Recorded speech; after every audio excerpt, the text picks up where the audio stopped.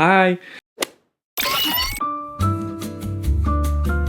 Today, we are doing my favorite thing, answering questions about me! I realized that there might be a time where people come across my videos and don't know anything about me. And also for people that maybe think they know me, but they don't. So I did some digging and I found a questionnaire or a list of questions called 99 icebreaker questions for getting to know someone new. Even if you don't necessarily care about me, maybe you can take some of these questions on a first date, or when you make a new friend, or when you start a new job and you have a new colleague. I don't know, the world is really your oyster. So the first one we're going to be doing, questions to ask on a first date, but I'm going to be asking myself and answering for myself. Doesn't that sound fun? First question, where did you grow up? I grew up in a suburb called Richmond, which is about an hour's drive from Sydney where I live now. And so lived there from birth until I was 21 or 22. And then I moved to Sydney. Yay! Do you consider yourself religious or spiritual?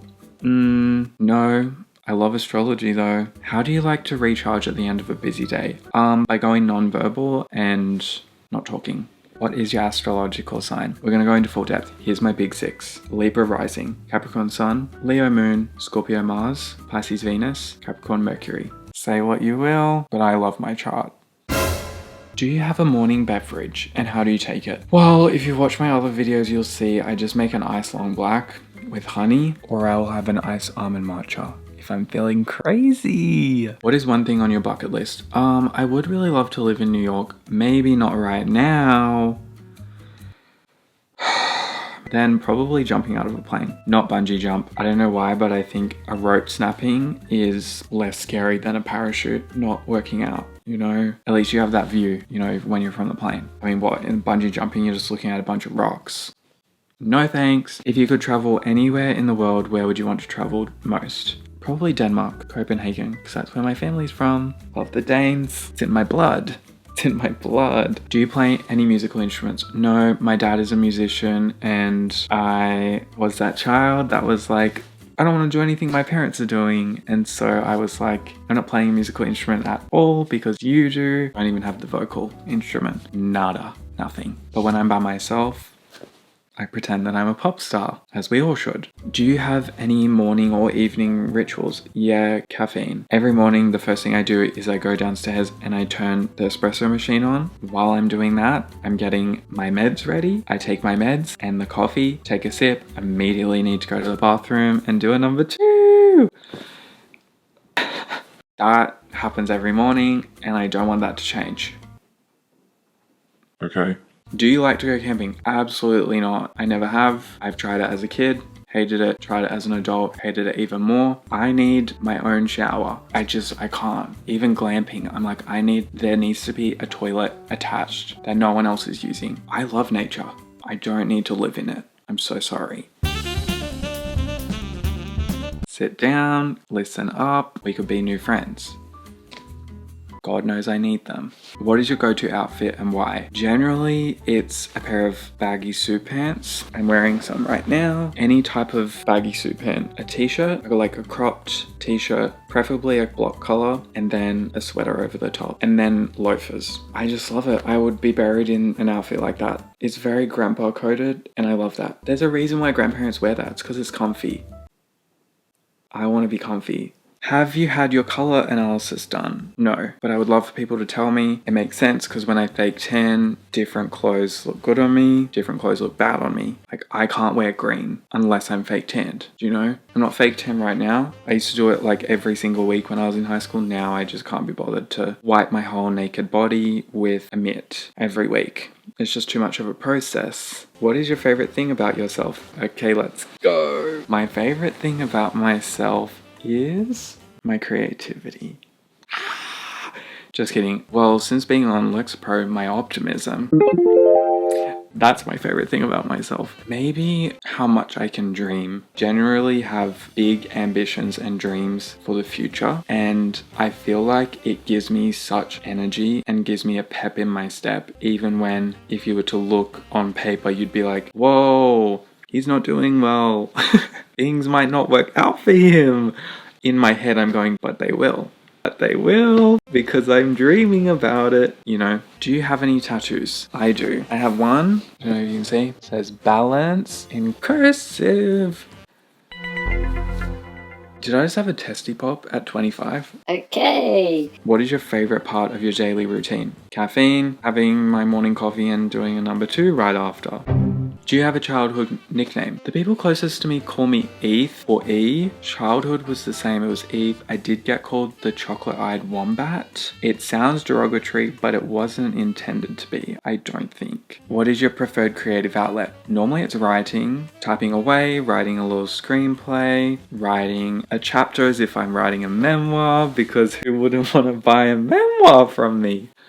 I'm not saying I'm releasing it. I'm not saying that I think that it should be released. I'm just saying sometimes I like to write about my life and I need to envision it being somewhere. Anyway, it would normally be writing. Right now, I kind of burnt myself out last year with writing. And so my creative outlet is this.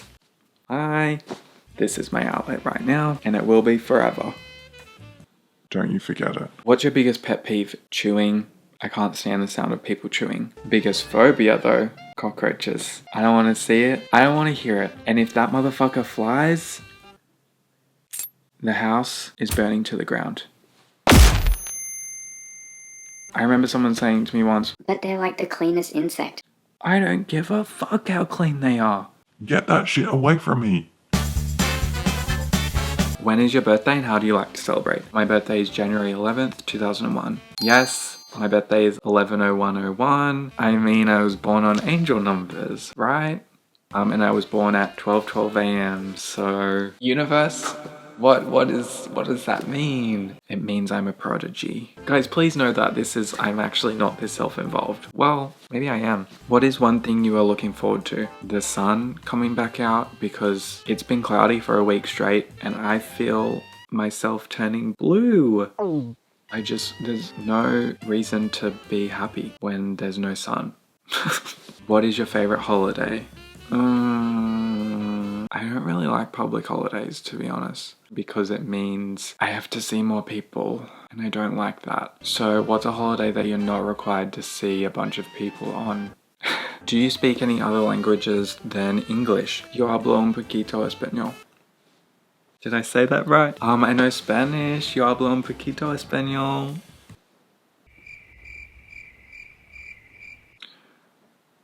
My best friend's Spanish and she's gonna absolutely just like not be okay with that pronunciation at all. Anyway, I actually don't speak Spanish.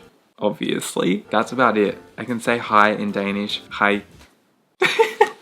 No, I just know English. Barely. Do you have any dietary restrictions? I don't eat raw fish. It's not really a dietary restriction, but I'm not doing it. Unfortunately, it is seen as a delicacy and really bougie to like have ceviche. I can't do the freaking raw fish, you guys. I've tried it before, so don't come at me and say you have to try it. Try it at a good place. I've tried it at an amazing restaurant.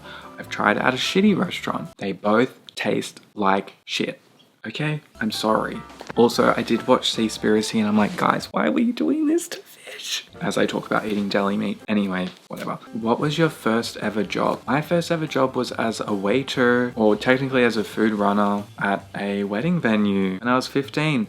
And story time, we had this wedding. It was a crowd. It was a crowd of people that scared me a little bit, I'm not gonna lie. And I was 15. Did most people scare me? Absolutely. We had bread rolls, individual bread rolls. It wasn't the type of wedding venue where you have a big basket of bread rolls. Okay, everyone had an individual one. In between entrees and mains, we would go and collect all the side plates and the bread rolls. Anyway, I wouldn't ever touch someone's that was full. So I'm like, well, maybe they're saving it. Anyway, I walk up, I'm clearing the plates. I see a full one and I'm like, okay, I'm not gonna take that. I walk around the full bread roll and I hear, If you take my bread roll, I'll fucking break your legs.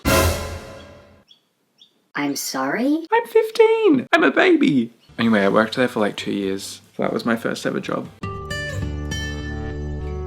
When do you feel most cringe? A lot of the time we feel cringe when it's like you're trying to do something, but guess what? Anyone successful has started trying to do the thing that they're now doing successfully. So to me, I feel like it's more cringe to call something cringe. I think of that person being cringe when you're calling someone cringe. Do you know what I mean? What is your Enneagram number? Wait, let me quickly look that up. Yeah, I'm Enneagram type 4, known as the individualist or the romantic. What is your earliest memory? My earliest memory is actually wanting to be an actor. I was 3 years old and I remember watching Barney and Friends. I became fixated on the screen and I was like, how are their kids hanging out with Barney? How are they inside the TV? For some reason I thought they're inside the TV. I was like, how do I get inside the TV so I can hang out with Barney? I want to be one of those kids. And I turned to my mom and I said, how do I get inside the TV? And she said, well, those kids, they're actors, like that's their job. And so then in my head, I took that as being an actor means you literally get to step inside the TV screen and hang out with Barney. And so from that moment on, I said, I'm gonna be an actor. And then obviously I learned over time through my love of acting and film that it's not about stepping inside the TV. When have you felt most alive? Am I okay? I look like I'm crying. I'm not. Why do my eyes look so... Hello? Guys, I feel really tired. Speaking of feeling alive, I don't feel it right now. Also, why am I always looking at myself and not the freaking camera? Guys, I feel like me putting myself online is just exposing the self-centeredness. Do you enjoy solo travel? I actually haven't traveled solo. I don't know if I'd be a good solo traveler because I am an introvert, and so I feel like the people I have in my life they're naturally quite extroverted or spontaneous and sort of want to do things, and so they bring that out of me and they help me come out of my shell. And so if I didn't have anybody to pull me out of my shell, I'd probably just stay in the hotel the whole time. You know, if you could go on a personal retreat, what would you do? I think we just answered that. I'd go to a resort of some kind. I think as long as the room is really nice. That's the thing when people go, it doesn't matter where we stay. Yeah, it does. It does matter where we stay. Look, I know some people are going to really disagree with me on this, but I would rather save up longer and stay somewhere nice. Obviously not the best place, if you can afford the best place, of course, but rather save up for that somewhere nice where I actually enjoy where I'm staying than stay somewhere that's like horrendous because I'm trying to save money and do a bunch of things. But that's just preference, because some people, it's like they actually genuinely don't care, and I'm so happy for them. I think it's more of a problem being the person that does care but pretends not to care, and then they ruin the trip for everyone else. I'd rather just be upfront and be like, guys, I need to stay somewhere nice and I can't go because I can't go because I can't afford my own standards of traveling. What do you need to forgive yourself for? Holy shit. This is deep, you guys. Oh, actually, I know. Skinny plaid cropped pants to the clubs. That's what I wore to the clubs. I'm so thankful for COVID. Not thankful for the disease, but thankful for the lockdown right when I was about to become a clubbing menace. I'm so glad that got taken away and I had very short-lived, horrible, horrendous fashion choices being seen in public. And then COVID happened, and when COVID was finished and lockdown was finished, I just didn't really have the desire to club anymore. Therefore, the outfits were not seeing the light of day. Do you sleep with a top sheet? Absolutely fucking not. Literally the most stupid piece of bedding in the entire planet. What do you mean you end up kicking it down to the end of the bed every night and you have to refit it? No, I'm good. Also, it's just more money. And if I'm not using it, I'm not paying $150 or $100 for a top sheet that I'm not going to use. Sorry. What is your guilty pleasure? Why are we feeling guilty about the things that bring us pleasure? That's the real question. No guilt here. If I love it, I'm gonna keep doing it. What is your Roman Empire? AKA something you think about a lot. My future. Can't wait to meet her. Probably my future. Or what the hell am I gonna cook tonight for dinner? That I think about often. If you won the lottery, how would you spend your winnings? Well, I would go on a shopping spree. I'm sorry, that would be the first thing that I would do. I would go shopping immediately. I would. Then I'd come home, do a haul, do a runway show in my bedroom, be so giddy. Then I would go on my phone and start researching charities that I want to donate to. Then I would donate a certain amount of money to those charities. Then I would probably buy a house. Then I would probably buy someone I love a house. Then I would donate more money to charity. So, am I just saying that to be politically correct? No, because I did start off by saying I would shop until I dropped. I'm saying it's an airplane mask situation. The parent puts the mask on first, then helps the kid. You know, put your own mask on first, then put the mask on anyone around you that can't do it themselves. That's the situation. If I won the lottery, I myself close first, mask, then look around, be like, okay, these people need help. Here you go. Anyway, putting a foot in my mouth. I'm gonna donate to charity. Jesus, why are you coming for me? Let's go after the billionaires, okay?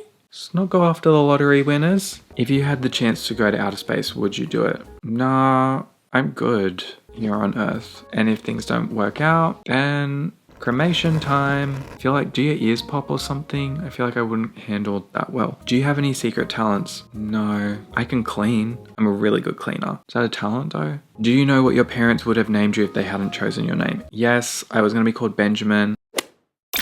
Then I didn't. Then I got called Ethan, and so Benjamin is now my middle name. And if I was gonna be a girl, they were gonna call me Georgia or Sophia. So call me George. Call me Soph.